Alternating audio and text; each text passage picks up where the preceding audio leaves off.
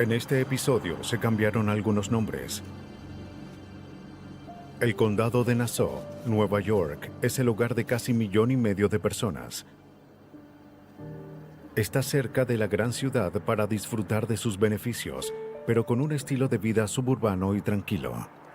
Oh, pueden ver. ¿Daños por el agua? En otoño de 1999, un nuevo residente hizo el último recorrido de la casa que Bonita y compraría. pequeña. Es una linda casita. Estoy seguro de que... La antigua y sólida residencia había aguantado más de 50 años. Dentro de sus muros, medio siglo de historia había transcurrido. Seguramente les gustará. Pero hubo cosas que se mantuvieron. Ese barril ha estado aquí desde siempre. Debajo de la casa había un barril sellado de 50 galones. He tratado de moverlo un par de veces. Según el vendedor, siempre estuvo allí y era demasiado pesado. El dueño de la casa pensó que estaba lleno de escombros, pero el comprador no lo quería allí. Pero no he podido moverlo. Es muy pesado. Hay que quitarlo, no lo quiero ahí. Juntos lo llevaron a la acera. Pero el recolector de basura se negó a llevárselo. El peso excedía los límites. Esperando reducir la carga, el dueño intentó destaparlo.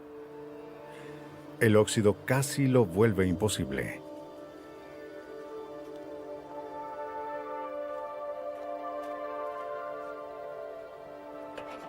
Finalmente, logró destapar el barril. El olor era nauseabundo e inconfundible. Adentro había una mano descompuesta. El dueño corrió a llamar a la policía. Operadora de emergencia 475. Solo echó un vistazo adentro, pero eso bastaba para saber. Los detectives Brian Parpan y Robert Edwards llegaron con los técnicos forenses. El dueño narró lo ocurrido. Encontré ese barril debajo de la casa. El detective Parpan se encargó de lo siguiente. Allí, debajo de mi casa. Lo primero que notamos al abrir el barril fue un olor insoportable. Dentro del barril vimos una mano que parecía humana.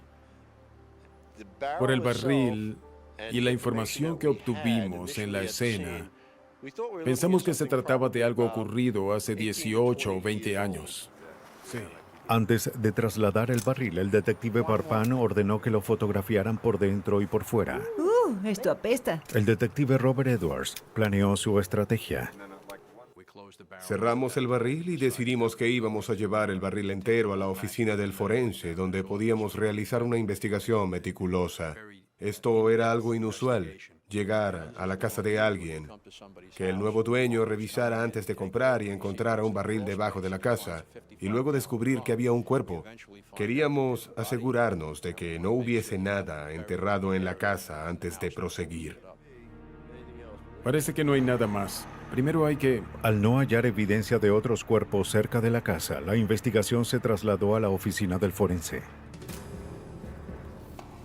Pueden colocar los otros. Los investigadores inspeccionaron el contenido del barril. El hallazgo más curioso fueron montones de gránulos o pellets. Creí que eran algún tipo de... Los detectives no sabían de qué estaban hechos ni para qué se utilizaban. plástico granulado. Tomaron muestras y las enviaron al laboratorio. Lo siguiente era un líquido verde. Su composición química y utilización también eran un misterio. Al menos por ahora. Al investigar más, los detectives hallaron evidencia más reconocible. Sacaron un pequeño bolso del barril. Estaba mojado y sus contenidos estaban casi desintegrados. Pero aún podía contener una pista. ¿Puedes revisarlo? Sí. Y luego estaba el cuerpo de la víctima, que se encontraba momificada, cuyo asesinato fue un secreto por muchos años. El cuerpo ocultaba objetos más peculiares, Parece que hay más ahí. como el tallo de una flor de plástico. No sé qué es esto. Es plástico. Un relicario con una inscripción. que ¿Puedes decía ver para algo allí? Patrice del tío Phil, lo que indicaba que la víctima era mujer. Hallaron más líquido y sedimentos. Mira todo esto. Entre los sedimentos encontraron 2 anillos de oro, uno de ellos con las iniciales MHR en su interior. Creí que las joyas podrían ser de importancia. Encontramos un nombre, Patrice, y un segundo era Tío Phil. Esto nos dio algunos datos para investigar y ver de quién se trataba, quién era la víctima. ¿Están listos para sacarla? Pero la pista más evidente quizás era el barril. Bien, miren esto. En el fondo del barril hay un tipo de identificación. No la vimos antes porque no estaba vacío.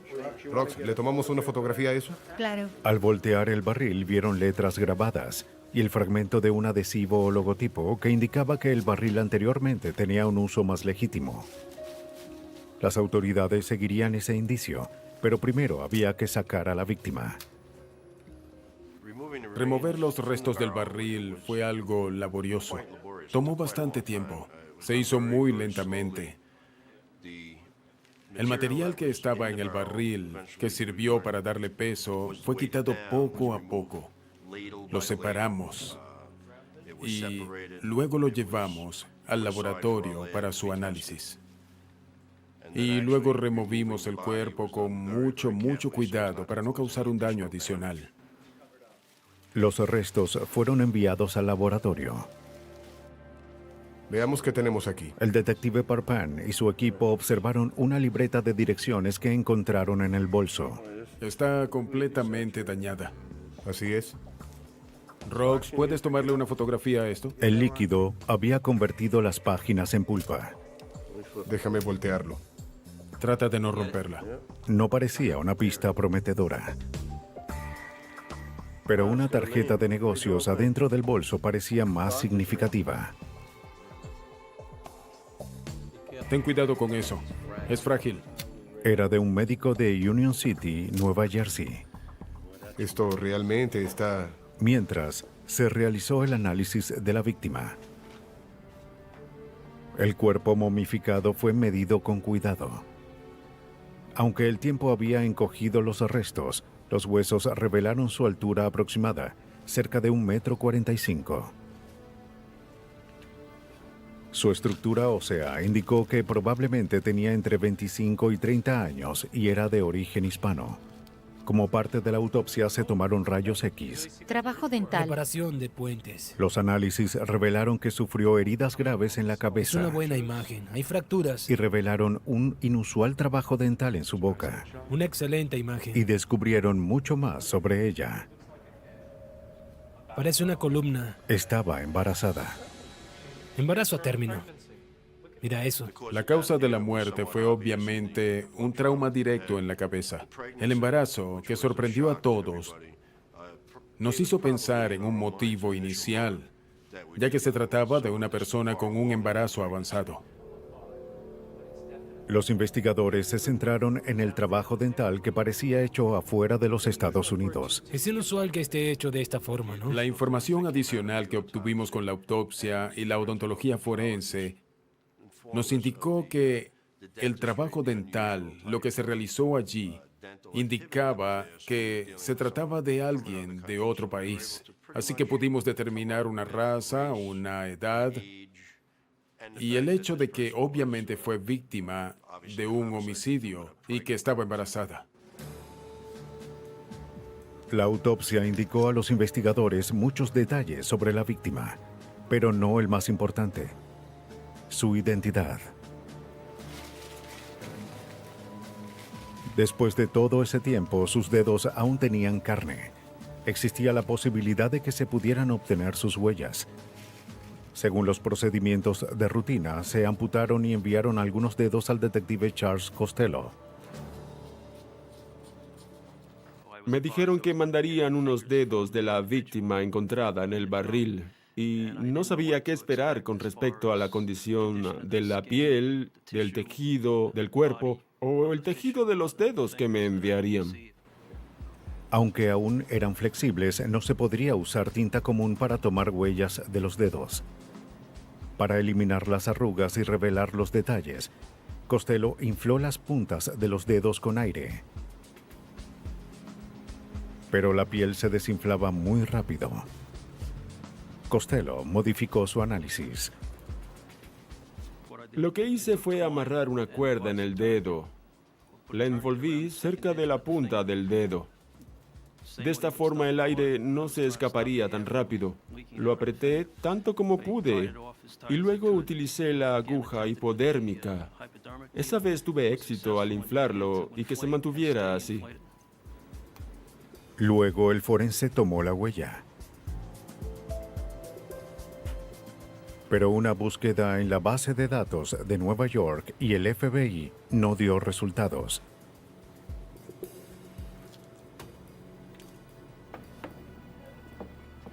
Así que los investigadores se basaron en el dicho, dime con quién andas y te diré quién eres. En un intento desesperado por averiguar su identidad, usaron la libreta de direcciones de la víctima, aunque era difícil. Casi todas las páginas estaban pegadas, eran muy frágiles de mover y muy desgastadas para leer. La analista de documentos Joan Firner trató de separar las páginas con cuidado.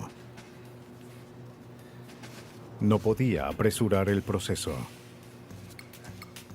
Cuando cada página se secaba, Firner la separaba y volvía a colocar la libreta en la cámara de secado.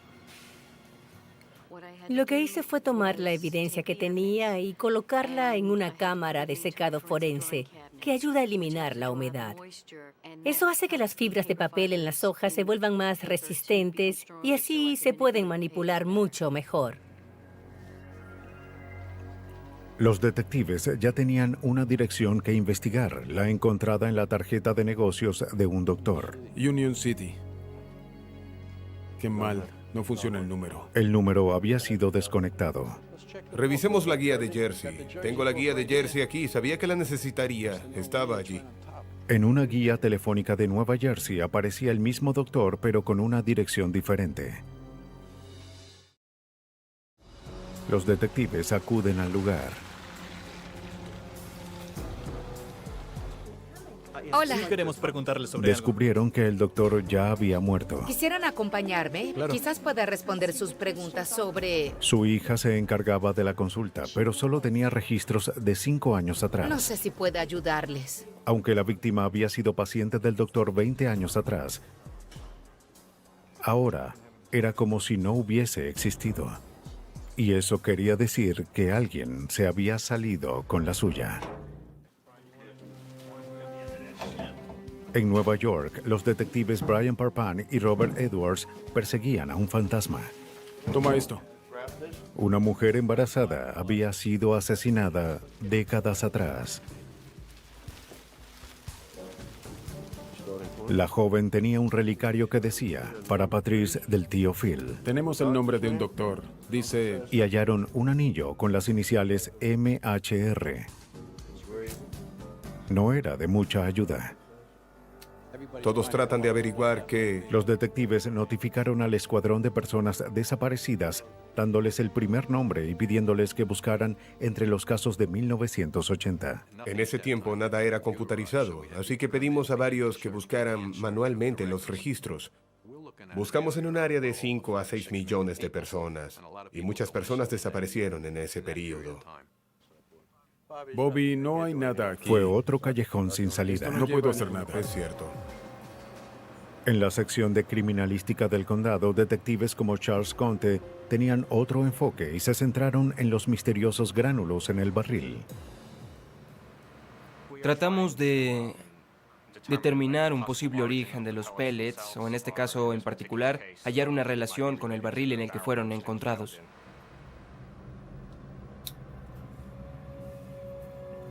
Al ser quemados los gránulos, despidieron el inconfundible olor del plástico. Un análisis químico determinó que era poliestileno usado para construir objetos para el hogar. Si podemos rastrear el origen, podríamos vincular ese material con un posible sospechoso que conociera a la víctima. Hola, ¿puedo hablar con alguien de construcción, por favor? Pensando que los pellets y el barril industrial estaban vinculados, el detective Parpan siguió un indicio. Soy el detective Parpan de la policía de Nassau. Se alegró al descubrir que la empresa aún trabajaba. Pudimos contactarlos. Cuando les dijimos las letras y los números en el barril, pudieron informarnos que ese barril fue fabricado en marzo de 1963. Y como ese barril tenía un adhesivo, pudo ser enviado a una compañía de químicos. Esa compañía cerró en 1970, pero fue comprada por otra. Los detectives localizaron la nueva compañía. El gerente de control de calidad buscó el número. ¿Qué hay en esos barriles? Averiguaron que el barril contenía un líquido verde que dejó de ser fabricado en 1970. Se colocan en estos barriles y... El mismo líquido verde donde estaba la víctima. Brian, ¿cómo te va? Finalmente, los investigadores creían que avanzaban. Solo trato de obtener información, Bobby, para resolver este caso. Sabían el periodo en el cual ocurrió el asesinato, entre 1963, cuando se fabricó el barril, y 1970, cuando el líquido dejó de fabricarse. Se trata de volver al pasado, sí, e interrogar a los involucrados. Pero según los permisos, la ampliación donde se halló el barril fue construida en los 80. Así que el asesinato tuvo que haber ocurrido después de esa fecha. Los investigadores querían hablar con los dueños que construyeron ese espacio. Debido al lugar donde fue encontrado debajo de una casa, buscamos algo que para nosotros era una lista corta de sospechosos. Lo primero que pensamos fue, ¿quién construyó esa ampliación? No se espera que el dueño de una casa dejara algo así allí. Se esperaría de alguien cuyo objetivo era pasar desapercibido. Oye, mira esto. Sabíamos que no sería fácil. Un dueño por poco tiempo y esta ¿Puedo gente. darles algo de beber? Según los registros del ayuntamiento, la ampliación fue construida en 1984, así como el espacio donde se halló el barril. Los investigadores llamaron a los que fueron dueños de la casa en ese tiempo. En 1972... La compraron en 1971. ¿La ampliación ya estaba aquí? Ya estaba ahí, sí. Pero dijeron algo No sorprendente. sabemos cuándo se construyó. Nos dijeron que la ampliación ya estaba allí. Y fue cuando vendieron la casa que firmaron un certificado de ocupación. ¿Y a qué familia se lo compraron? El espacio existía años antes de que hubiese un registro oficial del lugar, pero pronto esto dejaría de ser un obstáculo. Él tenía un negocio de flores de plástico. ¿Flores Sí, de plástico? También nos dijeron que el anterior dueño de la casa dirigía una fábrica de flores de plástico. Mientras los detectives se acercaban cada vez más al asesino, la analista de documentos Joan Firner averiguó más sobre la víctima. Algunas páginas de la libreta podían leerse. Pero después de décadas en un líquido verde y fluidos corporales, la mayoría de los datos no eran legibles. Firner usó una fuente de luz alterna para descifrar la escritura ilegible. El comparador de video espectral es un instrumento conectado a un monitor donde hay una serie de cámaras y filtros de luz que permiten ver los rangos ultravioletas e infrarrojos del espectro y permite que podamos ver más allá del rango que los ojos normalmente pueden ver. Entre las primeras cosas que el aparato mostró estaban el nombre, dirección y número de residencia de la dueña de la libreta, la víctima. Sabía que hubo muchísimos obstáculos y que esto era significativo. Los investigadores también lo sabían. Parpan y Edwards obtuvieron los registros de inmigración y una foto de la víctima. Haremos una identificación. Tenemos... Era Angélica Marroquín. Nacida en El Salvador en 1941, inmigró hacia Estados Unidos en 1966 y murió antes de que terminara la década. Ella proviene de... Llegó a Estados Unidos para trabajar como niñera empleada doméstica. y luego empezó a trabajar en una fábrica de flores de plástico. Según la investigación que hicimos para obtener información sobre Melrose Flower, pudimos identificar a los dueños de esta fábrica. Hablaremos luego. La compañía tuvo dos dueños. Uno de ellos era Howard Elkins, quien también era dueño de la casa donde estaba la ampliación y el espacio. Parece que los dueños vivieron allí en... Hablamos con todos los otros dueños de la casa. El señor Elkins era el único afuera del estado. Howard Elkins, el dueño de la casa donde se halló el cuerpo, se convirtió en el sospechoso principal del asesinato de Angélica Marroquín. Hay que revisar toda esta área. Pero la brecha que existe entre las sospechas y la justicia puede ser larga, y los investigadores debían recorrer kilómetros. Los investigadores habían identificado a una anónima víctima de homicidio.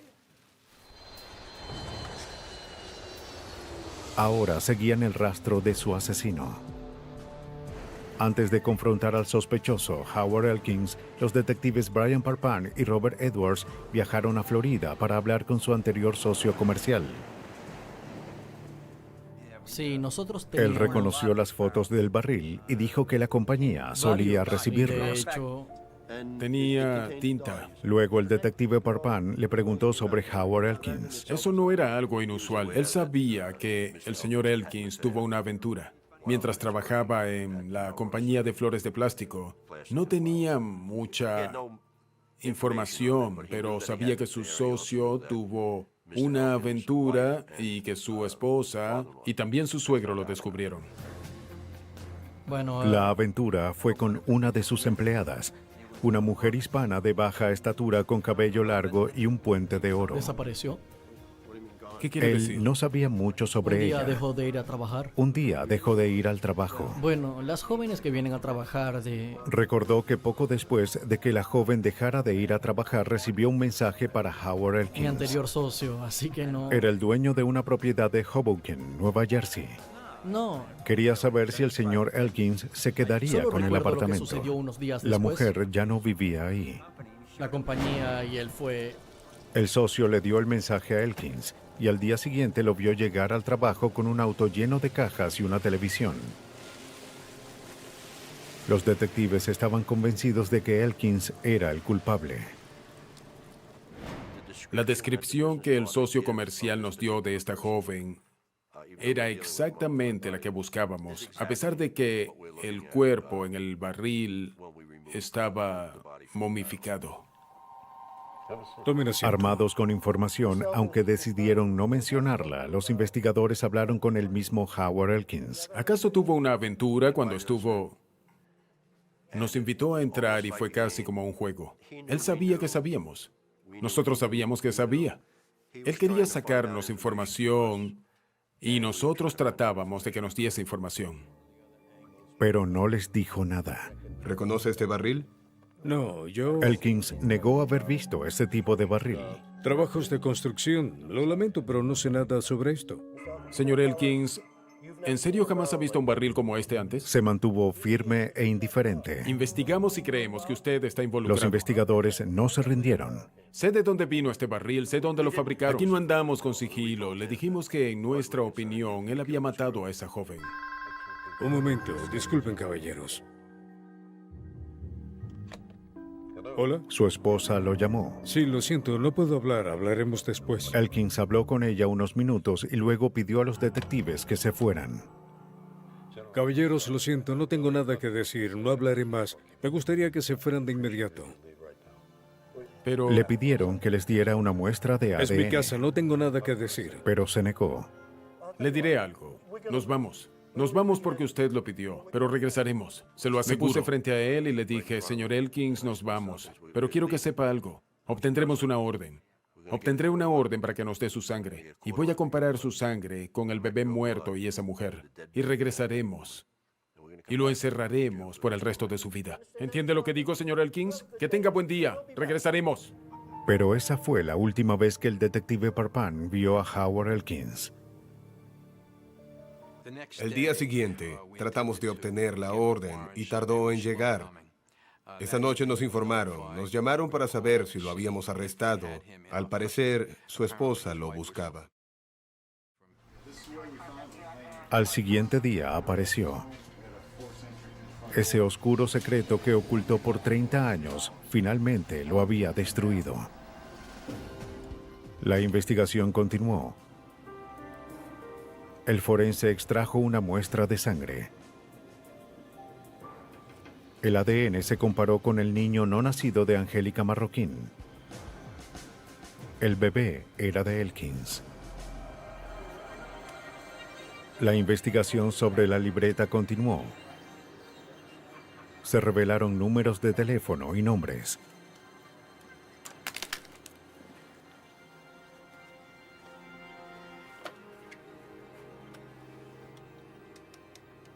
Después de 30 años, ninguno funcionaba, salvo uno. Sí, hola, soy Johnny.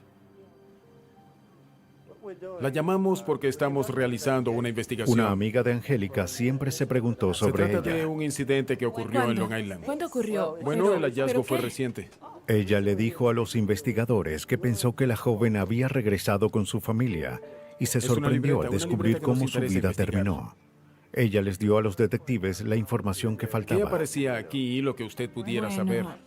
Después de perder contacto con Angélica años atrás, la mujer recibió una llamada de ella. ¿Cómo? Dijo que tenía una aventura con su jefe, Sí, pero que sí. estaba bien. Es mi ángel, todas las noches. Alquiló un apartamento para ella e iba a dejar a su esposa. Eso me dijo.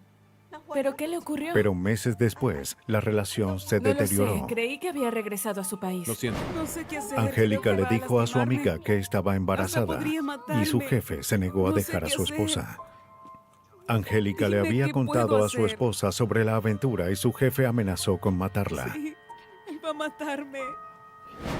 Su amiga dijo que Angélica Ella me parecía llamó, asustada dijo cuando que quería llamó. verme. No sé qué sucedió. pidió a su y amiga que la luego viera. Recibí una llamada telefónica. ¿Angélica? Y cuando llegó al apartamento, ¿Angélica? no había nadie allí. La puerta estaba abierta. ¿Angélica? La mesa estaba preparada. No había señales de lucha, ninguna señal de pelea, pero Angélica no estaba ahí.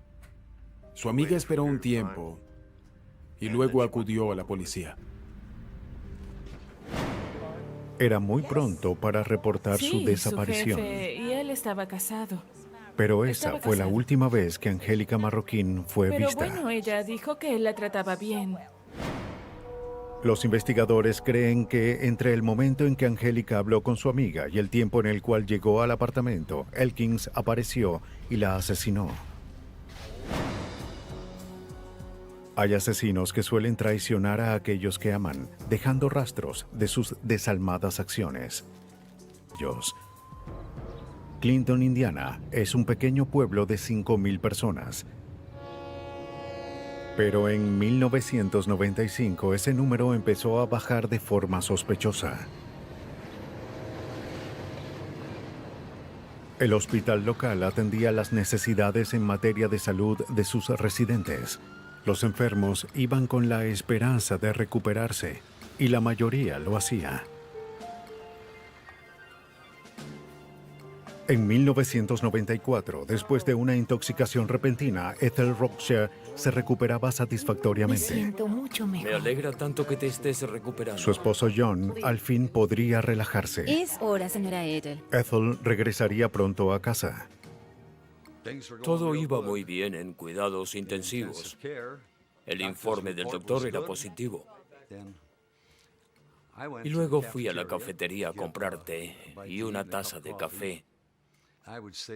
Diría que cerca de 15 o 20 minutos después regresé y todo era completamente diferente de cuando me marché. Cuando Rockshire regresó, su esposa sufría un paro cardíaco. Nadie podía explicar por qué esta paciente que se recuperaba sufriría de repente de un fallo al corazón. Para los doctores era un misterio. Mi esposa nunca tuvo problemas cardíacos. Nunca. No tenía historial médico de enfermedades del corazón. Nunca tomó medicamentos ni nada para eso. 3 centímetros cúbicos de EPI. Bien, sigue igual, doctor. De acuerdo, hay que... Ethel Rockshire estaba muerta. La causa oficial de su muerte era un fallo cardíaco. Tendremos que llamarlos. Ethel Rockshire no fue la única. Durante el año siguiente, el número de muertes en el hospital siguió aumentando dramáticamente. Había algo extraño en estas muertes repentinas y misteriosas. Las sospechas surgieron entre el personal. Después de revisar los registros, la enfermera encontró una coincidencia. Fuese un asesino. Los pacientes de un pequeño hospital en Indiana morían a una tasa alarmante y parecía que sus muertes no eran accidentales. Revisemos su corazón de nuevo. El terrible hallazgo llegó hasta la cadena de mando del hospital. Llamaron al investigador de la policía de Indiana, Frank Torchy. Detective Turchi, en marzo de 1995 el jefe de policía de Clinton me contactó ya que el abogado del hospital lo había llamado. Antes de nuestra primera reunión hablamos acerca de lo que pudo haber ocurrido y obviamente pensamos en robo de drogas o algo así. No pensamos en una investigación de homicidio. Eso fue lo que menos creíamos. Los investigadores se reunieron con los administradores del Tenemos un hospital. caso inusual aquí. Les dijeron que las sospechas recaían en un enfermero llamado Orville Lynn Mayors. Todo indica En que... ese punto, todo el personal del hospital debía continuar a pesar de sus sospechas. No sé exactamente lo que significa. Como no tenían pruebas de un asesinato, no podían mencionar el nombre de ninguna víctima. En una investigación normal, queremos descubrir quién lo hizo, hallar quién es el culpable. Pero en este caso era todo lo contrario. Parecía que había un sospechoso, pero debíamos averiguar a quién asesinó y cómo lo hizo. Torchy pidió reunirse con el enfermero Orville Lynn Mayors. Quería hablar con él antes de que supiera que estaba bajo investigación. Torchy llegó muy tarde. Lo habían suspendido y él ya había contactado a un abogado, así que supimos que sería un caso muy difícil. Probablemente ese fue el primer obstáculo en la investigación. El siguiente obstáculo fueron los montones de información técnica que Torchy y sus colegas debían recopilar.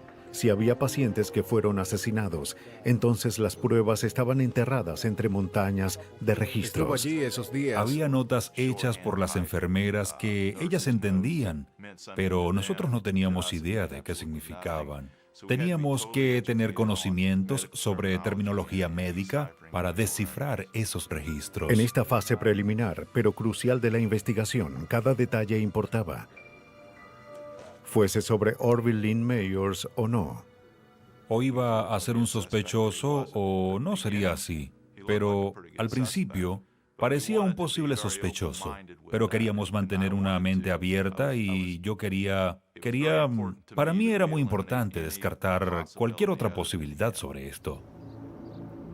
Información sobre el caso se filtró a los medios. Torchy temía que la publicidad afectara la investigación. Pero las noticias sobre el ángel de la muerte generaron resultados mixtos. Hizo que la gente supiera que posiblemente había pasado algo. Y estas personas contactaron a la policía diciendo, ya saben, cuando mi esposa o madre o abuela o quien fuese murió en esa unidad de cuidados intensivos, vimos algo que en ese momento nos pareció extraño, sospechoso, pero lo que menos pensaríamos es que la persona que atiende a un familiar es quien lo asesinó. Pues sí, hablamos unos minutos por teléfono. Torchy investigó los indicios que recibió de personas que perdieron a sus seres queridos en el hospital. No. Yo estaba Una mujer sola. recordaba que el enfermero Orville Mayors inyectó algo a su madre justo antes de que falleciera. Ya le había puesto su medicina. La muerte de la mujer encajaba con el patrón. La salud de la paciente mejoraba y de repente sufrió un paro cardíaco. Iba a irse de la habitación. Vez tras vez, los investigadores oían historias similares sobre inyecciones misteriosas Él con comentó resultados algo, fatales. Creyó que estaba... Eso fue lo que hizo que el caso fuese a toda velocidad. En ese momento, nosotros los investigadores debíamos encargarnos de un serio problema y lo más probable es que era un caso de homicidio. La investigación parecía crecer cada día. Torchy creó una base de datos para organizar toda la información. Para probar que Orville Meyers era un asesino, debía hallar evidencia de que las supuestas víctimas habían muerto por causas no naturales. Para que la investigación tuviese éxito, debía determinar cuáles fueron las víctimas del crimen.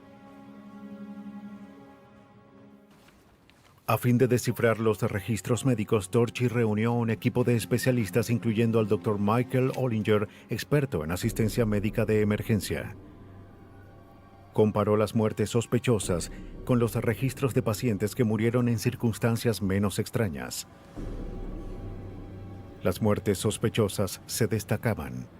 En cada caso, las víctimas eran pacientes en recuperación. De hecho, nos convertimos en detectives médicos. Investigamos esos casos y tratamos de determinar si eran accidentes naturales o inesperados. Enfermeras, doctores, especialistas de todas las áreas de la salud, nutricionistas y a los conserjes. Todos tenían acceso a la unidad de cuidados intensivos. Así que podíamos considerarlos como posibles sospechosos o descartarlos. Pero todo los llevaba a Meyers. Mi supervisión directa. Una enfermera informó haberlo visto inyectar a un paciente que murió casi al instante. O patrón no podía hacer que yo llegase a alguna conclusión.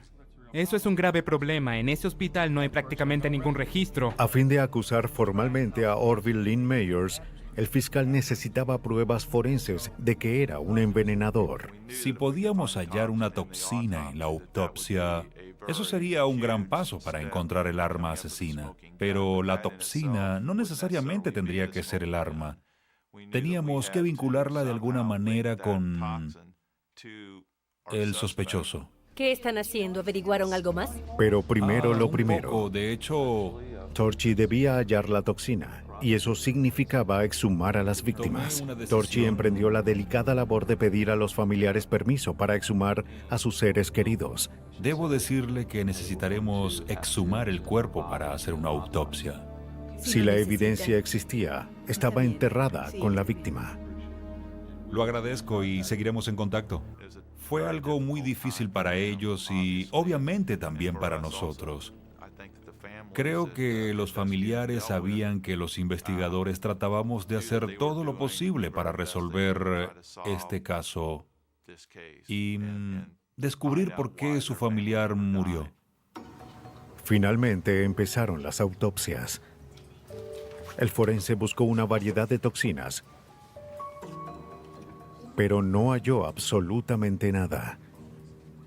Cuando hicieron las primeras 2 o 3 autopsias y no hallaron una evidente causa de muerte o una toxina, nos desanimamos.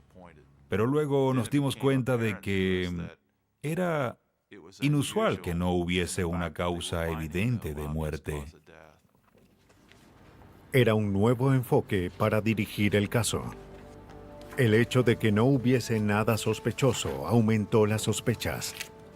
De hecho, podía ser su pista más importante hasta ahora. El Dr. Ollinger analizó los electrocardiogramas de las víctimas en búsqueda de un patrón común. El patrón que reconocimos fue que muchos de esos pacientes murieron de una repentina pérdida de actividad cardíaca. Sus corazones latían bien y de repente, en menos de un minuto, sus ritmos cardíacos se ensanchaban y luego morían. El Dr. Ollinger concluyó que cualquier sustancia que hiciera que los pacientes murieran así debía estar en el cuerpo. Por esa razón no resaltaría en la autopsia y permitía que el asesino pasara desapercibido. Sería el veneno perfecto. En Indiana, los pacientes de un hospital morían misteriosamente. Los investigadores sospechaban de un envenenador. Los forenses buscaron toxinas que pudieran matar rápidamente sin dejar rastros. El Dr. Michael Ollinger conocía una sustancia con esas características: cloruro de potasio. El cloruro de potasio puede matar a una persona saludable. ¿No sería ilógico que se les hubiese dado cloruro de potasio a estos pacientes, ya que causaba muertes como las que vimos, que consistían en una paralización repentina de la actividad cardíaca? Mira esto. Para probar esta teoría y formar un caso, Ollinger sugirió al investigador Torchy que llamara a un toxicólogo y a un cardiólogo. Llamaron al toxicólogo Brent Forby para que ayudara en el caso. Como el potasio está presente en el cuerpo, sería difícil probar si se usó como veneno. Cuando una persona muere, sus niveles de potasio desaparecen en unas horas. Determinar si un paciente ya muerto ha sido inyectado con potasio, particularmente después de ser exhumado, es muy difícil. De hecho, es prácticamente imposible. Un corazón saludable usa potasio para controlar su ritmo. Un exceso de potasio hace que el órgano se agote y se detenga, mostrar señales de esta toxina. El cardiólogo Eric Pristowski buscó estas señales. Correcta permite un flujo de electricidad normal en la célula. Si el corazón recibe una cantidad enorme de potasio de forma muy rápida, sucede que la membrana del corazón se daña y se detiene el flujo eléctrico. Si eso sucede, el corazón se detiene. Lo que hacía era de incidentes ocurridos 2 años antes de nuestra investigación. Así que no estaba en el tiempo adecuado para que obtuviésemos una orden de registro. Torchy trató de interrogar a Mayors, pero su abogado no permitió que diese respuestas específicas. Bien, gracias. El caso estaba a punto de estancarse. Greg Carter y Frank Torchy necesitaban evidencia más contundente para obtener una orden de registro. La presencia de la sustancia Entonces que... usted y Lynn son compañeros de cuarto, ¿no? Contactaron al compañero de Mayors. Él se mudó a mi casa y... Al principio tenía dudas de hablar con las autoridades. Si Lynn está involucrado en esas muertes... Pero con el tiempo se ganaron su confianza. Era el dueño de la casa donde vivía con Mayors. Dijo que un día, mientras limpiaba el garaje, encontró unos frascos de cloruro de potasio. Al menos, ya se había hallado el arma asesina. ¿Estaría dispuesto a afirmar esto? El sujeto les dio permiso para que registraran su casa. Este es el permiso. Hallaron más frascos en la residencia. También... Una cosa llevó a la otra, y el hallazgo permitió que obtuvieran una orden para registrar la camioneta de Mayors. Después de vincular a Mayors con el cloruro de potasio, los detectives debían descartar cualquier otra causa de muerte. Muchos de los pacientes murieron de fallo cardíaco. Pero como se sospechaba de un envenenamiento, el cardiólogo Bruce Waller analizó los corazones de las víctimas para hallar evidencia. Busqué obstrucciones en las arterias, vi si hubo un ataque cardíaco y examiné las válvulas y otras partes del corazón. Si el corazón era completamente normal, eso indicaría que una toxina fue la causa de la muerte. Los corazones eran saludables. Las sospechas fueron confirmadas. Los investigadores reunieron suficiente evidencia para arrestar a Orvin Lynn Mayors bajo sospecha de homicidio. La evidencia mostró que Lynn Mayors llevaba a los pacientes a la unidad de cuidados intensivos, lo que le daba la oportunidad de estar a solas con el paciente, inyectarle el cloruro de potasio, causando la muerte del paciente, y hacerlo parecer como si la persona hubiese empeorado en su dolencia y luego muerto. La investigación duró casi 4 años, pero al final obtuvo resultados. Orvin Lynn Mayors fue hallado culpable y sentenciado a 360 años en prisión. No hay peor engaño que una confianza traicionada. Cuando esta traición se vuelve homicida, la policía se vale de la ciencia forense para vengar a las víctimas de una confianza rota. Una profesora acción asesina. En este episodio se cambiaron algunos nombres. El 26 de septiembre de 1993, en San Luis, Missouri, Donna Boley, una profesora de matemáticas de séptimo grado y madre de 2 adolescentes, estaba en medio de una clase. No se sintió bien en todo el verano, pero pensó que era una gripe. ¿Entendido, Kenneth? Pasemos al número 9. Esperaba mejorar cuando el año escolar empezara. ¿Cuál haremos primero? Pero no fue así, sino que empeoró. ¿Por qué no? Un momento. Se desmayó enfrente de su clase. Señorita Boley, ¿está bien? ¿Qué debo hacer? Los estudiantes llamaron al director. ¿Estaba en clase? Estaba dando clases.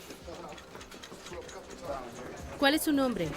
Cuando los paramédicos llegaron, Donna luchaba por respirar. No tenía ni idea de qué le ocurría y por qué se desmayó. Donna, aguanta.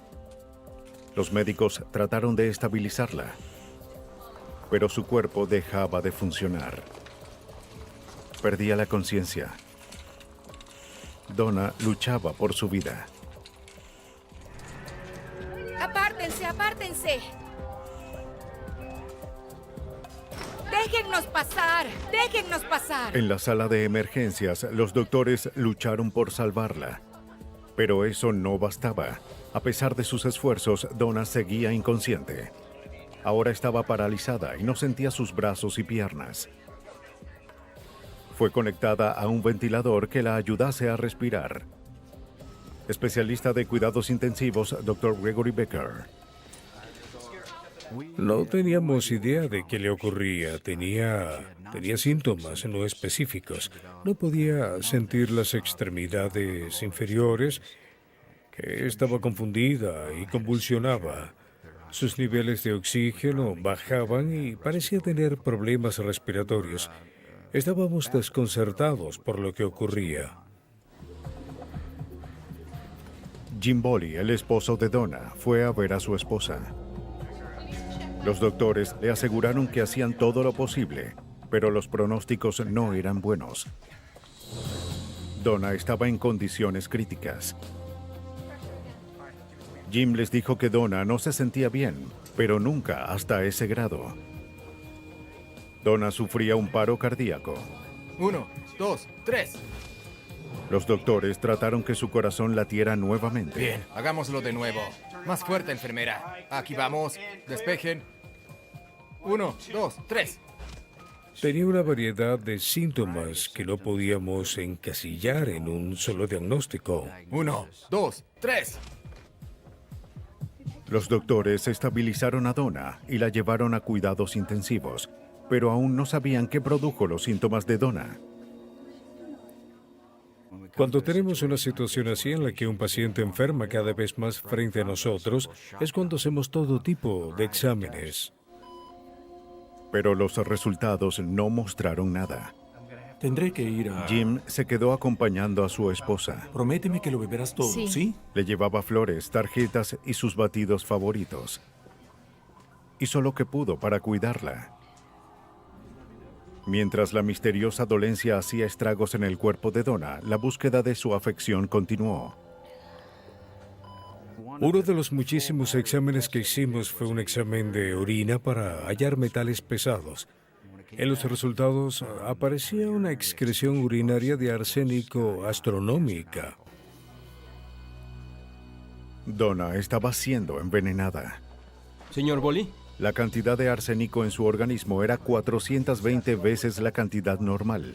Parece que tiene arsénico en su organismo. ¿Por qué tendría niveles tan altos y cómo entraron en su organismo? Una maestra. Preocupados de que otros estuviesen expuestos al arsénico, los doctores informaron a los familiares de Donna y llamaron a la policía. Jim Boley dijo que no tenía idea de cómo eso había ocurrido y que quería una investigación. Fue envenenada por alguien. Los oficiales llegaron al hospital e interrogaron a los doctores, enfermeras y aquellos que cuidaban a Donna. Pero ninguno había visto algo así antes. El detective de San Luis, Tony Grimmel, fue quien dirigió el caso. Descubrí en el hospital que el nivel de arsénico de Donna Boley estaba justo en el límite letal y que ella posiblemente estaba al borde de la muerte. Como el envenenamiento por arsénico es inusual, el detective Grimmel debía investigar sobre la toxina. Investigué todo lo que pude sobre el arsénico y descubrí que se encuentra en pesticidas y herbicidas. También se halla en el ambiente y en el agua. El detective quería hablar con Donna, pero eso sería imposible. En ese momento ella no solo estaba en una condición crítica, sino que tenía parálisis del cuello para abajo y no podía hablar. Como no podían hablar con Donna, los detectives tendrían que hallar las respuestas de otra forma. De verdad agradecería que me llamaran, ¿sí? Gracias. Le pidieron al personal del hospital que los llamaran si tenían alguna novedad. Las enfermeras estaban apostadas en la habitación de Donna para observar su condición. ¿Puedes llamar? Ah, bien, está bien. El próximo paso de Grimmel fue determinar si se enfrentaba a algún tipo de accidente o a un crimen. Este es el primer caso de arsénico en el que colaboré. Las preguntas que todos nos hacíamos eran, ¿cómo llegó eso a su organismo? ¿Qué tipo de arsénico era? ¿De dónde venía? Para hallar la respuesta, el detective acudió a un experto en la oficina del forense del condado. Se reunió con el toxicólogo en jefe Christopher Long. Los síntomas que causa el arsénico son comunes y parecidos a los de la gripe o intoxicación de comida, y muchos médicos se centran en esas dolencias para saber si hay algún tipo de razón biológica que cause esos síntomas, y no toman en cuenta el arsénico o el envenenamiento por metales pesados. Pero el envenenamiento por arsénico es peor que cualquier gripe. Ataca los glóbulos rojos y los devora hasta que el cuerpo deja de funcionar. Todos tenemos algo de arsénico en nuestro organismo, pero en niveles muy bajos, que no causan ningún síntoma o problemas de salud. Pero los niveles en el cuerpo de Donna indicaban algo más. Debido a esos niveles, parecía que alguien se la había administrado, ya sea ella misma o alguien más. Aunque no se podían descartar factores como una fuente de agua contaminada, los investigadores debían considerar todas las posibilidades, incluyendo suicidio o asesinato. Los detectives fueron al hogar de los Boley. Esperando hallar pistas, interrogaron al esposo y a los hijos de Donna. Ajá, Bien. sí. Jim Boley dijo que Donna no tenía historial de sufrir de depresión. Nunca hablaba sobre quitarse la vida y jamás lo intentó. Ella tenía un vaso de agua. Pero los familiares mencionaron que Donna tenía problemas con varios estudiantes furiosos por sus calificaciones. Descartamos a la familia. Jim también dijo que Donna tenía problemas con un profesor que solía trabajar con ella y que era un blanco fácil. La molestaba y cosas así. Él creía que, como Donna mantenía un vaso de agua en su escritorio, cualquiera en la escuela pudo habérselo dado. Pudo haber administrado el veneno en el vaso que usaba en su escritorio. En la casa, los investigadores tomaron muestras del agua corriente de la familia. Las enviaron al laboratorio. Lo que el niño dijo fue que guardaron recipientes, latas. Un poco, sí. Y utensilios. También recogieron productos caseros y de limpieza. Y tomaré muestras de esto. Buscaron cualquier cosa que pudiese contener arsénico, como pesticidas u objetos de cocina que pudiesen estar contaminados. Lo hicimos para sacar de la casa cualquier cosa que pudiera enfermar a los niños si había arsénico. Y también confirmar o descartar que esos productos se usaran para envenenar a Donna. En el baño, la policía encontró jeringas hipodérmicas. ¿En su baño? Jim declaró que uno de los niños usaba las jeringas para medicarse. De igual forma hay que analizarlas. Fueron guardadas con los otros objetos para No hay ser problema. analizadas.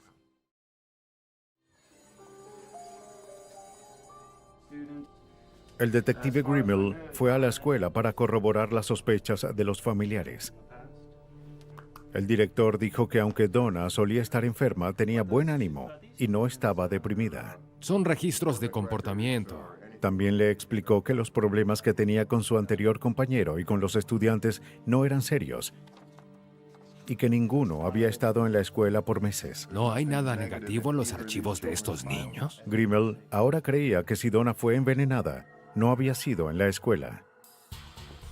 En la oficina de identificación del departamento de policía, se analizaron los objetos en busca de arsénico. Muy bien, gracias. Se descartaron las jeringas halladas en la casa de los Bolly. Como el esposo dijo, uno de los hijos las usaba para medicarse.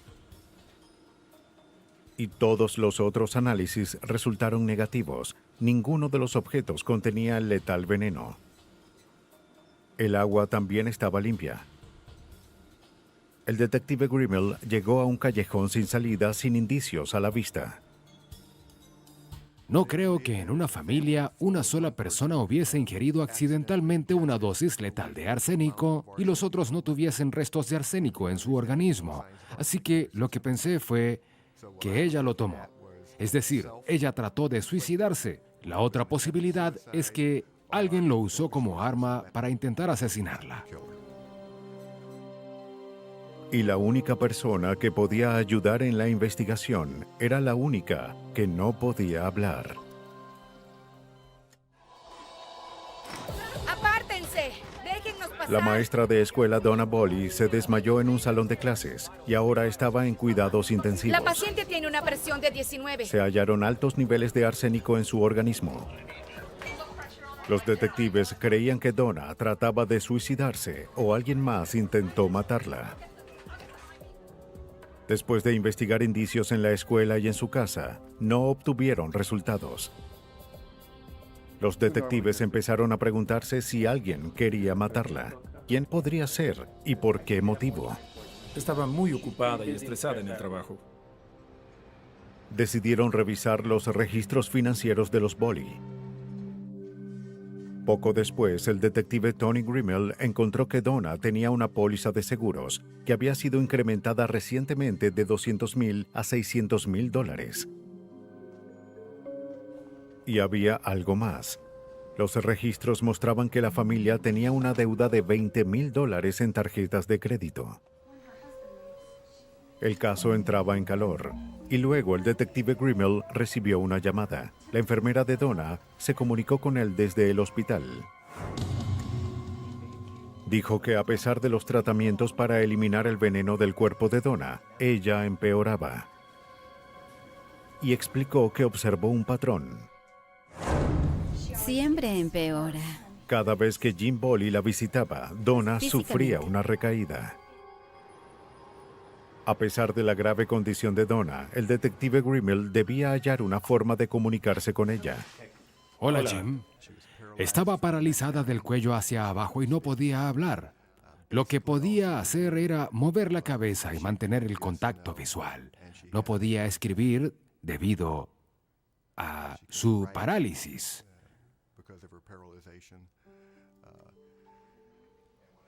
Lucía muy mal. Acompáñeme, por favor, a la sala de espera. El detective tenía que hablar con Donna a solas. Aunque Donna no podía hablar, sí podía comunicarse. Hice arreglos para comunicarme con ella en el hospital. El personal había usado un abecedario para comunicarse con ella. Donna afirmaba y negaba con la cabeza y respondía preguntas afirmativas o negativas, pero si se trataba de algo más complejo, debía deletrear la respuesta con la ayuda del abecedario. Lo primero que le dije a Donna era que debía saber si ella había hecho esto, si había tratado de atentar contra su vida. Dijo que no lo hizo. Le formulé tantas preguntas afirmativas o negativas como pude. Le pregunté si creía haberse envenenado en casa. Respondió negativamente. También dijo no cuando le pregunté por sus amigos. El detective no quería fatigar a Donna, aunque no había obtenido las respuestas que necesitaba. Hablaré con usted luego. Él tendría que regresar. Cuando iba a salir empezó a sacudir la cabeza y comenzó a llorar. Me preocupé, ya que no diría que estaba frenética, pero realmente estaba muy alterada. Temí que tuviese algún dolor o algún problema. Así que llamé a una enfermera. Ella dijo que no quería que me fuera, que no tenía dolor, pero que había algo más que debía saber. Y lo primero que deletreó fue que su esposo Jim estuviese involucrado. Jim. ¿Se trata de su esposo Jim? ¿Así que cree que él está involucrado? Lenta y dolorosamente, respondiendo sí a cada pregunta y letra, Donna contó un curioso incidente que ocurrió 2 meses antes. Gracias, mamá. No es nada. Que pases un buen día. Ocurrió una ocupada mañana mientras la familia desayunaba y Donna preparaba su clase. Radar infrarrojo. Jim Boley siempre cocinaba. ¿De dónde salió eso? Había dicho que quería aligerar la carga ¿Qué de su vitamina esposa. te da eso? Bien. Le dio a Donna un vaso de leche para calmar su estómago y le recordó que lo bebiera. Gracias, cariño. Pero Donna vio un residuo rosa en el fondo del vaso. La historia de Donna hizo surgir sospechas en contra de su esposo, y justo con el reciente aumento de la póliza de Donna, convirtió a Jim Boley en el principal sospechoso del envenenamiento de su esposa. Pero los investigadores aún debían probar que trataba de matarla. El detective le pidió a Donna una muestra de cabello. Esta fue enviada al laboratorio para establecer el tiempo del envenenamiento. Me gustaría que nos dejara hablar a solas, ¿sí? Y había algo más. Las visitas de Jim. Llamé al hospital para ordenarles que no permitieran que el señor Boley visitara más a su esposa. Contacté a los de seguridad y suspendimos sus visitas, ya que pensé que podría estar administrando el veneno en el hospital. Después del interrogatorio fui a la sala de espera. Lo primero que me preguntó fue ¿qué le dijo? Le respondí que ella me dijo varias cosas y que tendría que hablar de nuevo con él. Que tendríamos que hablar en la estación de policía. Esta noche tenemos que hablar. Esta caja. Apareció más evidencia cuando los familiares de Donna descubrieron un bolso de deportes escondido en el Dice hogar te de los amo, Boley. Y quizás podrías... Lo llevaron a la policía. Allí, sé que ella no lleva Los detectives se desconcertaron por lo que encontraron. varias cosas. Lencería de otra mujer. Todo estaba en la bolsa y sé que no es de ella. Ya hay unos anuncios de chicas de compañía. Anuncios de chicas de compañía. Y cartas de amor. Creo que él salía con algunas. Estas cartas. También había ¿Dónde las fotos encontró? de mujeres desnudas y accesorios sexuales. ¿Aquí en la bolsa? Ajá. ¿Y dónde estaba? Estaba en... Obtuvimos sus registros telefónicos y averiguamos que usaba 2 servicios de citas que utilizaba desde su celular. En el laboratorio de toxicología de la oficina del forense se analizó el cabello de Donna. El cabello crece 2.54 centímetros por mes y como el arsénico se adhiere a los folículos, los científicos pueden obtener una línea de tiempo del envenenamiento. Su cabello podía responder a la pregunta de por cuánto tiempo se le administró el arsénico a Donna. El toxicólogo en jefe Christopher Long realizó una prueba de absorción atómica. En el análisis de arsénico, este se puede observar ya que se hizo a nivel molecular pequeñas moléculas o electrones. La computadora puede determinar la diferencia en la absorción de la luz y revelar la concentración todo por computadora. Los resultados llegaron. Su cabello mostró claramente que en las puntas no había arsénico. Eso fue 5 o 6 meses antes. Desde ese punto, los niveles de arsénico en su cabello aumentaron y se incrementaron dramáticamente cada mes, incluyendo el tiempo en que llegó al hospital. Esto muestra que ella estuvo expuesta por un periodo de tiempo y que la dosis se incrementó cada vez más. El toxicólogo comunicó sus hallazgos a los investigadores. Bueno, fue una oportunidad para demostrar la utilidad de la ciencia,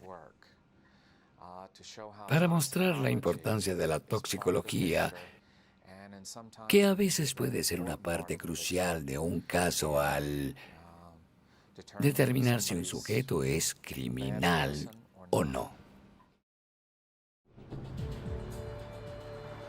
La policía llamó a Jim Boley para un interrogatorio. Por aquí, Jim, en esta habitación. Jim Boley parecía ser el esposo perfecto.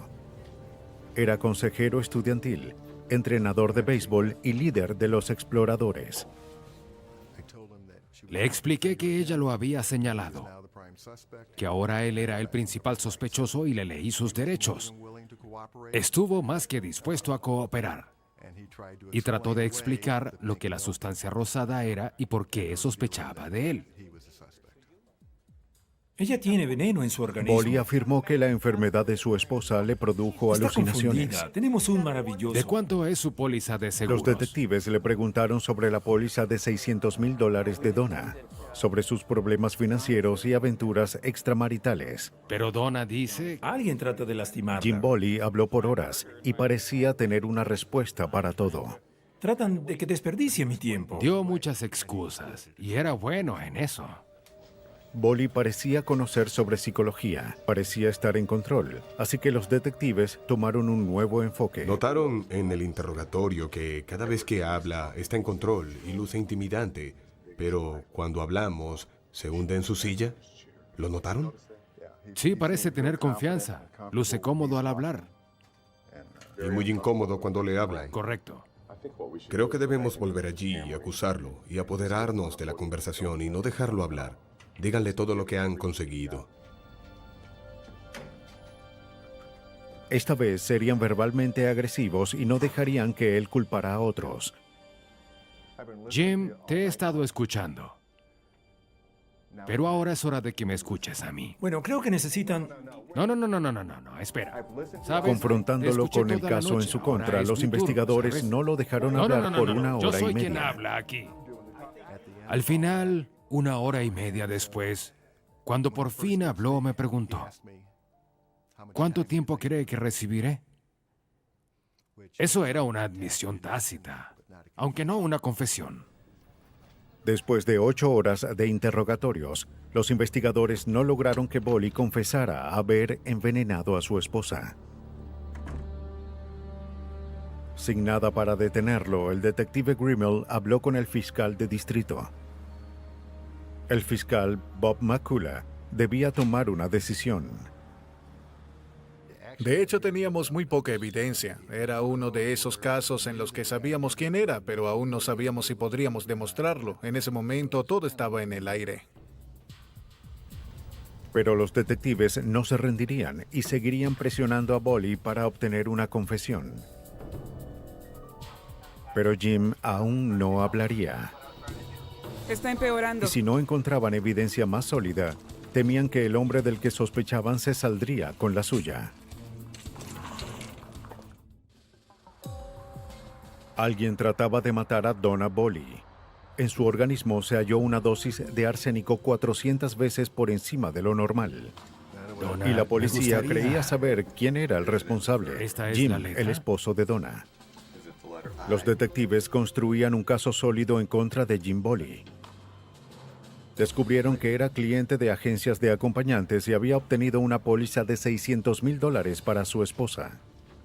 Siéntese, por favor. Los detectives interrogaron a Jim con la esperanza de hacerlo confesar, pero inventó excusas por Hablemos horas. sobre Donna. Quiero que nos digas qué sucedió. El detective Tony Grimmel fue a la oficina del fiscal para obtener una orden de arresto. Tiene que hacer lo correcto y ambos sabemos qué es. Mire el lugar en el que está. Al mismo tiempo, Boley finalmente confesó haber envenenado a Donna. No quería matarla. Solo quería que se enfermara. Tienen que creerme. Solo quería que se enfermara un poco. Estaba muy estresada. Fue un verano difícil. pero no confesó haber tratado de matarla. Sí, Teniente Warner, del Departamento de Policía. El detective Grimmel está allí. ¿Puedo hablar con él, por favor? El detective Tony Grimmel buscaba obtener la orden de arresto. Tony, Bolly está confesando ahora mismo. Como excusa para justificar el envenenamiento, dijo que él y su esposa ya no tenían casi tiempo de calidad juntos. Quería que se enfermara para que se quedara en casa. Y él podría aprovechar ese tiempo para quedarse con ella y cuidarla y pasar tiempo de calidad con Donna. Jim Bolly fue arrestado. Les dijo a los investigadores el lugar donde guardaba una caja de veneno para ratas. Los llevó a la tienda donde compró el veneno. Ah, me alegra que viniera. Incluso señaló la marca que compró. ¿Este es el producto que compró? Sí. Durante meses, Bolly había preparado cuidadosamente tónicos de arsénico que le suministró a su incauta esposa. Declaró que disolvía el arsénico en agua antes de mezclarlo con las comidas y bebidas de Donna. Los investigadores acudieron a varios químicos que confirmaran la historia de Bolly. Descubrieron que el veneno teñía de rosa el agua. Cuando la mezcla se añadía a la leche, no la cambiaba de color, pero dejaba un residuo rosa en el fondo. Por años, Jim Bolly vivió una doble vida y tuvo costosas aventuras extramaritales. No lo sé, ya pasará. La policía cree que Bolly había planeado cuidadosamente deshacerse de Donna y obtener suficiente dinero para continuar con su otra vida. ¿Dónde está tu medicina? Pero no funcionó. Los médicos y la ciencia forense impidieron que asesinara a Donna. ¿Quieres que los ayude? El fiscal de San Luis, Bob McCullough, tenía un caso sólido. El cargo de agresión en primer grado es el cargo más grave si no ha habido una muerte. Conlleva una sentencia de 30 a cadena perpetua. Además, lo acusamos de haber usado un arma ya que utilizó veneno para cometer este crimen. Y era posible que obtuviese otra cadena perpetua. Jim Bolly fue hallado culpable de tratar de asesinar a su esposa con veneno. Fue sentenciado a cadena perpetua. Los médicos de San Luis y los detectives intervinieron para salvar la vida de una mujer. Pero en Ohio, por desgracia, la ayuda llegó demasiado tarde. Columbus, Ohio, se encuentra en el área central de Estados Unidos. A principios de 1994, la policía se halló en el centro de un caso misterioso y brutal. Policía de Columbus, 911. A las 2:51 de la mañana, la policía recibió una desesperada llamada. ¿Está con ella ahora? La persona se identificó como Richard A. Dijo que su esposa se había suicidado. La operadora le pidió que mantuviera la calma y esperara al personal de emergencias que iba en camino. Sargento 18, 180, 181 en un 47A. 43, posible 47. Los oficiales de la policía de Columbus llegaron al lugar. Nadie estaba afuera para recibirlos. Llamaron, pero no hubo respuesta. ¡Policía de Columbus! ¡Hola! ¡Policía de Columbus! Con cuidado, los oficiales entraron en la vivienda. El pasillo está vacío. La cocina está vacía. Parecía que la casa estaba vacía. Despejado.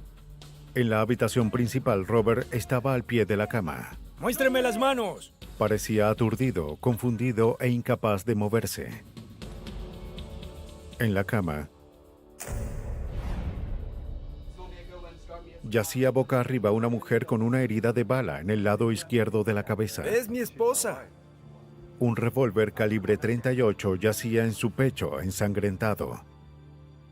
Robert, soy yo. Los oficiales en la escena interrogaron a Robert A. ¿Está bien, señor? Él les dijo que encontró a su esposa cuando entró en la habitación. No sabía qué había ocurrido.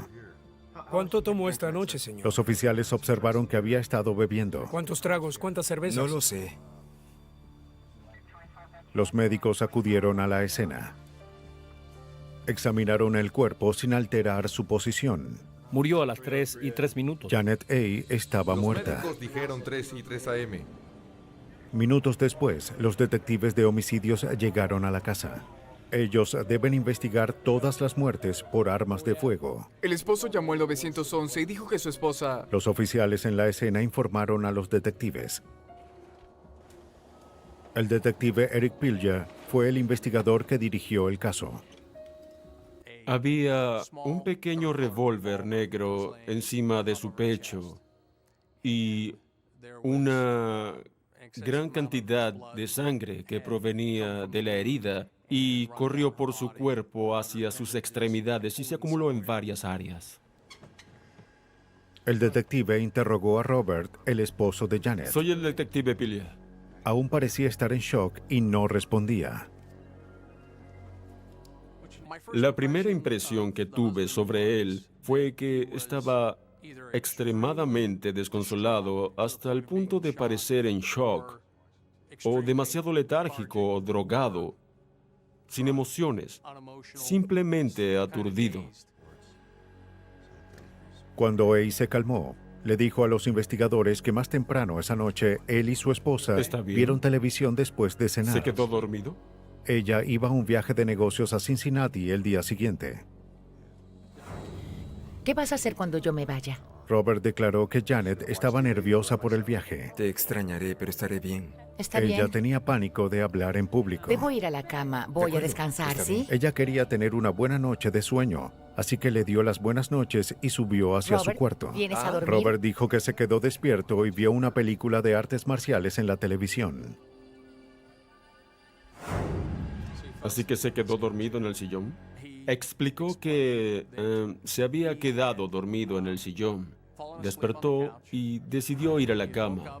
Subió, encendió la luz de la habitación y encontró a su esposa en la cama con una herida de bala en la cabeza.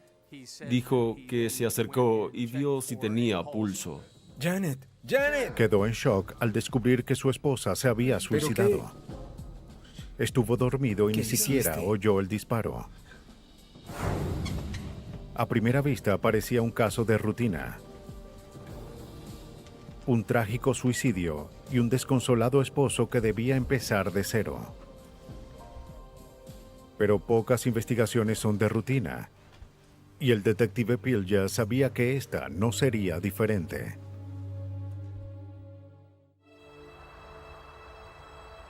En Columbus, Ohio, Robert A. despertó para vivir una pesadilla. Después de quedarse dormido viendo televisión, se levantó y subió.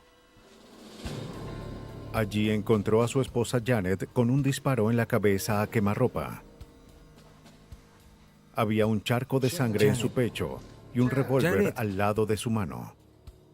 ¿Pero qué hiciste? A. declaró que Janet estaba nerviosa por un viaje de negocios que haría el día siguiente. Oh, mi Dios. Temía que algo hubiese hecho que se suicidara. ¿Y luego qué pasó? A. dijo que tenía un arma en la casa por seguridad. Me desperté. Normalmente la mantenía debajo del sillón donde dormía, pero no estaba allí. ¿Recuerda qué sucedió? Dijo que Janet debió haberla agarrado antes o mientras dormía. Veía un juego. El detective Eric Pilja le preguntó a Robert qué recordaba. Sí. ¿Justo aquí? Le pregunté, ¿usted tocó el cuerpo? Y al principio dijo no. Y luego dijo, bueno, vi si tenía pulso. Y explicó que había sido médico en Vietnam. Le pregunté específicamente cómo lo hizo. Y dijo que había tocado su cuello para ver si tenía pulso. Los investigadores fotografiaron la escena, especialmente la posición del cuerpo de Janet, de sus brazos y la sangre en su torso. Acomodaron su cabello para observar el patrón de la sangre. Encontraron un arma, además de otras pruebas. Mientras revisaban la habitación, notaron una linterna en el tocador. El cuerpo de Janet fue enviado a la oficina del forense para ser examinado. Los oficiales buscaron cualquier señal de entrada forzada. No hallaron ninguna. En la oficina del forense del condado de Franklin, el forense tomó muestras de las manos de la víctima y examinó el cuerpo. Tomó muestras de sangre para hacer un análisis toxicológico. Se hicieron rayos X en la cabeza de Janet para determinar el ángulo y la trayectoria del disparo. Toda la evidencia física era congruente con una autolesión, y en el informe de autopsia se declaró la muerte de Janet A. como suicidio.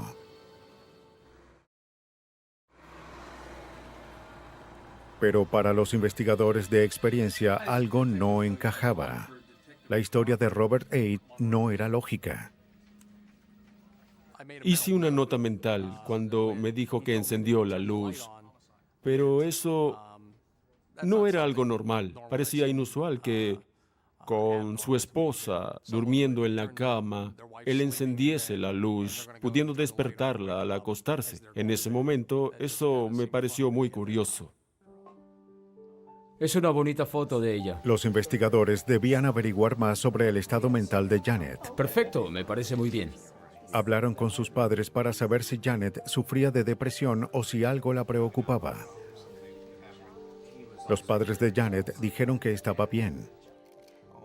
De hecho, estaba emocionada por el viaje de negocios.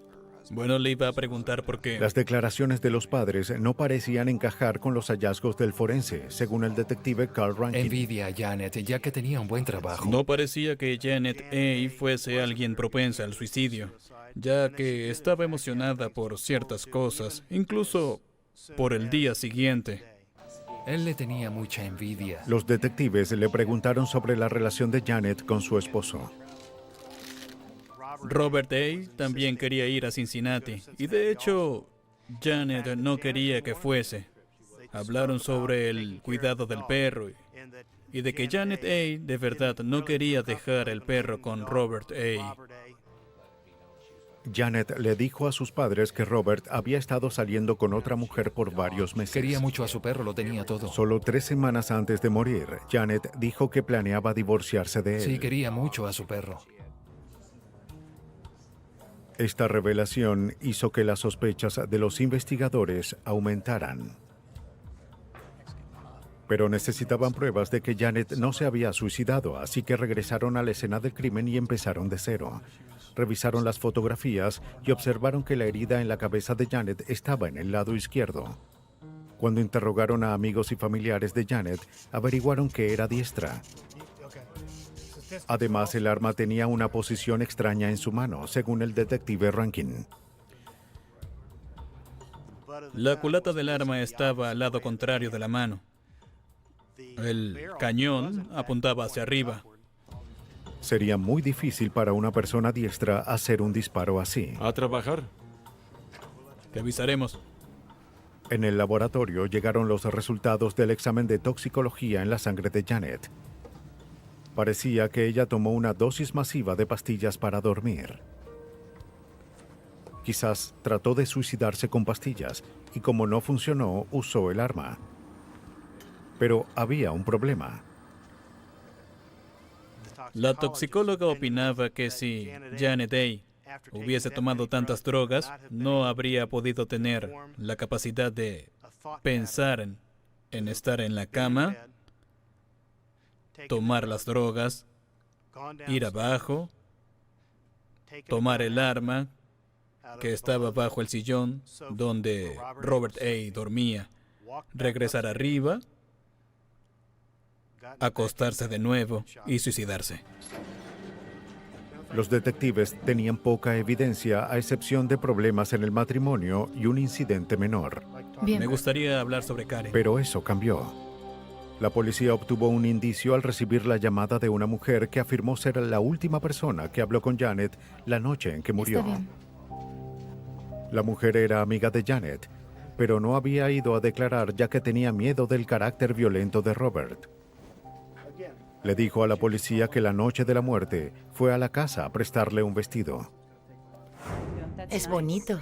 Janet estaba emocionada por su viaje a Cincinnati. Creo que es precioso, Sí. pero y estaba por qué no te lo contenta de pruebas? poder alejarse de su esposo. Que te lo pedí prestado. Oh, por Dios. Robert estaba molesto por... En la noche que murió Janet, ella llamó a su amiga a las 11:30 de la noche. 47 Juice Estaba Road. susurrando y Robert estaba molesto y discutía. Esto es y debo comunicarme de nuevo Sí. con usted. Él quería acompañarla al viaje a Cincinnati, pero Janet no quería. Hizo algo violento. ¿Qué sucedió allí? La amiga declaró que Janet dijo que Robert había entrado en la habitación y tenía que irse. Parecía decidida a cortar la conversación. Janet colgó de inmediato. Robert tenía un carácter violento. Fue la última vez que alguien más habló con ella. Bueno, no exactamente. Las piezas empezaron a encajar. Los detectives estaban listos para confrontar a Robert A. Bueno, nos preguntábamos sobre... Le dijeron que necesitaban la verdad. ¿Por qué había una Organizaron una linterna prueba aquí? de polígrafo y le pidieron que la tomara. Robert, no tengo problema en que hable con su abogado. No lo sé. Quiero hablar con mi abogado. ¿Está seguro de que quiere hablar con su abogado? Bien. Para probar que la muerte de Janet no fue un suicidio, sino un asesinato a sangre fría, los detectives necesitaban evidencia sólida, y esta estuvo enfrente de ellos en las fotos de la escena. En ese momento determinamos que si queríamos obtener evidencia de las salpicaduras que aparecían en las fotografías, necesitaríamos salir del departamento y contratar a alguien que observara esas fotografías. La historia del no me acuerdo. Hasta ese momento, lo que creían los detectives era una teoría más, pero el informe del forense fue determinante. Si querían reabrir el caso, necesitarían más que teorías. Debían valerse de la ciencia para respaldar sus sospechas.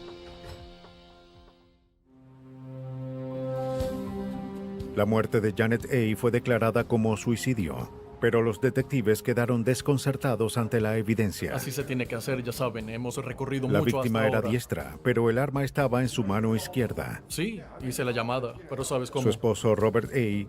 era la única otra persona en la Estarán en casa. un momento dado, no están ahí. Amigos y familiares dijeron que el matrimonio tenía problemas.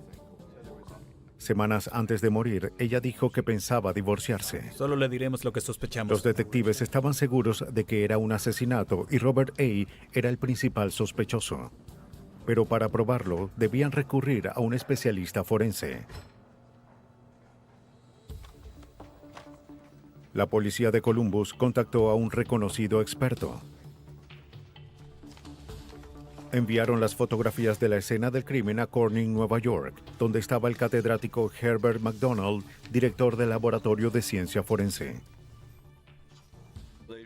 Querían que observara las fotos de forma objetiva y ver qué opinión tenía sobre los patrones de las manchas de sangre que estaban en las imágenes. Para el doctor McDonald, había algo en las fotos que no tenía sentido. Es imposible que después de dispararse en la cabeza, el arma caiga en el pecho y de alguna forma llenara de sangre esa zona. Es que la secuencia estaba mal. Era obvio que fue un homicidio y no un suicidio. Ella no estaba en esa posición. Fue la información que los detectives esperaban y la prueba que necesitaban. Los detectives mostraron sus hallazgos a la forense. La causa de la muerte de Janet A. fue cambiada de suicidio a indeterminada. El detective Carl Rankin presentó la evidencia. Es muy inusual que un detective tenga que pedir que se cambie algo en el certificado de defunción, especialmente algo tan importante como un suicidio, a algo indeterminado. Todo estaba listo para acusar a Robert A. del asesinato de Janet. El cuerpo de Janet A. Robert A. Los detectives hablaron de la evidencia con el fiscal del condado, Jeff Allen. Su amiga declaró que... Con el informe del catedrático McDonald, estuve convencido de que era un caso que podíamos llevar ante un jurado. Probablemente eso fue lo que determinó que tuviésemos un caso que podíamos llevar a juicio. En el codo... Creo que podríamos mostrar claramente, de acuerdo con McDonald, el toxicólogo, los amigos y familiares que tuvieron contacto reciente con Janet A., que el acusado, digamos que la única otra persona en la casa fue quien disparó a Janet A. Ella no lo hizo. Acá en la fotografía, como pueden ver. Se emitió una orden de arresto en contra de Robert A. por el asesinato de su esposa. Fue arrestado sin problemas. Por aquí. Creo que estuvieron discutiendo. Creo que Robert A. quería ir de viaje a Cincinnati y se lo exigió a ella. Voy a trabajar. Es mentira. Me voy a la cama. La pareja discutió. ¡Anda a la cama! Janet fue a No bebas acostarse. toda la noche. Claro. Ella tomó píldoras para dormir para tener una buena noche de sueño. Creo que Robert A. se acostó en el sillón, se aturdió cada vez más y se enfadó mucho más. Pienso que Robert A. revisó bajo el sillón y tomó el arma que sabía que estaba allí. En el primer interrogatorio dijo, encendí la luz. Bueno, eso no lo sé. Creo que quizás llevó una linterna para asegurarse de no cometer un error en lo que iba a hacer. Y posiblemente tomó el arma y luego subió las escaleras.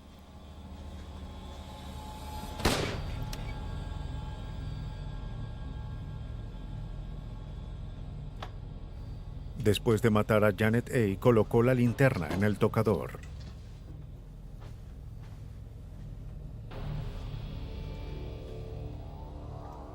Robert movió el cuerpo de Janet.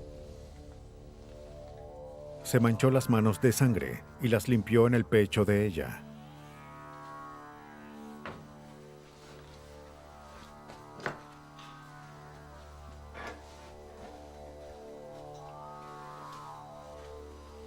Colocó el arma de forma que pareciera un suicidio. Pero debajo del arma, la sangre de ella ya se había secado. Sin el análisis de sangre realizado por Herb McDonald, sin la toxicología y sin unas buenas fotografías de la escena del crimen, este caso no se habría reabierto. No habría habido juicio y el asesino no habría sido condenado. El jurado del caso de Robert A. prestó atención a la evidencia. Lo hallaron culpable del asesinato de Janet. Fue sentenciado de 20 años a cadena perpetua. Los asesinos suelen crear situaciones a fin de culpar a otros, dejando atrás rastros de su culpabilidad. Pero sin importar cuán pequeña sea la evidencia, los forenses se esforzarán por revelar estos indicios y vengar a las víctimas de una atracción asesina. Los violentos obtengan libertad condicional. Fue aprobada por el Congreso estadounidense en el 2000.